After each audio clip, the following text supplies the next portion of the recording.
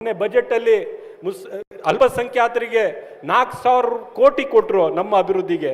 ಅದಕ್ಕೆ ಬಹಳ ಟೀಕೆ ಮಾಡಿದ್ರು. ಮುಸಲ್ಮಾನರಿಗೆ 4,000 ಕೋಟಿ ಕೊಟ್ಟಿದ್ದೀರಿ ಅಂತ ಸಿದ್ದರಾಮಯ್ಯನವರು ಹೇಳಿದ್ರು. 4 ಲಕ್ಷ ಕೋಟಿ ಬಜೆಟ್ ಅಲ್ಲಿ 4,000 ಕೋಟಿ ಮಾತ್ರ ಅಲ್ಪಸಂಖ್ಯಾತರಿಗೆ ಕೊಟ್ರೆ ನಿಮ್ಗೆ ಹೊಟ್ಟೆ ಉರಿನಾ ಅಂತ ಸಿದ್ದರಾಮಯ್ಯನವರು ಹೇಳಿದ್ರು.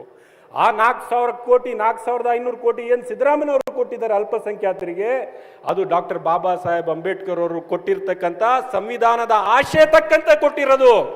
ಯಾರು ಮನುವಾದಿಗಳಿದ್ದಾರೆ ಅವ್ರಿಗೆ ಈ ಸಂವಿಧಾನದ ಅಡಿಯಲ್ಲಿ ಏನೇ ಮಾಡಿದ್ರು, ಹಿಂದುಳಿದ ವರ್ಗ ಮಾಡಲಿ, ಅಲ್ಪಸಂಖ್ಯಾತರಿಗೆ ಸಹಾಯ ಮಾಡಲಿ, ದಲಿತ ವರ್ಗಕ್ಕೆ ಸಹಾಯ ಮಾಡಲಿ, ಇವ್ರಿಗೆ ಇಷ್ಟ ಆಗುವುದಿಲ್ಲ.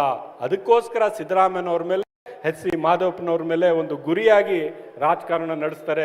ಸನ್ಮಾನ್ಯ ಮಲ್ಲಿಕಾರ್ಜುನ್ ಖರ್ಗೆರವರ ಮೇಲೆ ಗುರಿಯಾಗಿ ರಾಜಕಾರಣ ನಡೆಸ್ತಾರೆ.